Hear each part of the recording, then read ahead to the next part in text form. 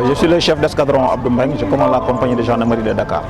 Pour la couverture sécuritaire de cette 24e FIDAK, la gendarmerie a déployé près de 500 gendarmes, toutes unités confondues. Donc ce sont des gendarmes venus de la Légion de gendarmerie d'intervention, donc des unités mobiles. Mais également il y a des unités spécialisées telles que le Sino Group et des gendarmes venus de l'escadron monté. Ce sont ceux-là que vous avez vus à cheval. Chacun a son rôle dans le dispositif.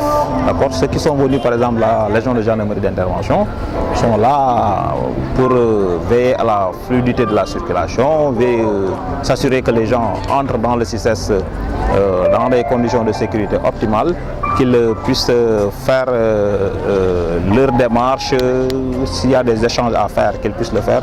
Et tout ça dans de bonnes conditions de sécurité. Ceux que vous avez vu avec des chevaux par exemple, ils sont là pour fouiller un peu les bagages avant que les camions ou bien les conteneurs n'accèdent dans l'enceinte du CICES. Donc globalement, chacun a son rôle à jouer, quoi. Un gendarme est supposé être armé. Et quand on est là pour assurer la sécurité des personnes et des biens, il faut qu'on soit dans les dispositions de riposter à une éventuelle attaque, ou en tout cas d'assurer la sécurité des personnes sans pour autant mettre en péril leur vie. Si des gens doivent prendre des risques, c'est peut-être nous. D'accord? C'est la raison pour laquelle ils sont armés. Je pense que quand vous voyez des gens armés, ça doit plutôt vous rassurer. On a pris en compte toutes les menaces, y compris le terrorisme, mais pas spécifiquement le terrorisme, mais elle est prise en compte dans ce lot de menaces, ce lot global de menaces à prendre en compte par les forces de sécurité. Je vais lancer un appel aux populations, aux participants, aux visiteurs, à une collaboration avec les forces de sécurité, notamment dans le cadre du renseignement.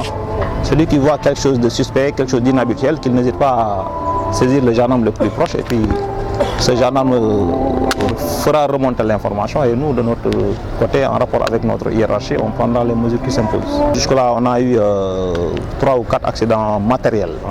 Donc c'est des dégâts sur les véhicules ou bien sur les motos. Il n'y a pas d'accident corporel, pas de blessés, pas de morts. Jusque-là, pas de voleurs. Donc globalement, pas d'atteinte ni aux personnes ni aux biens.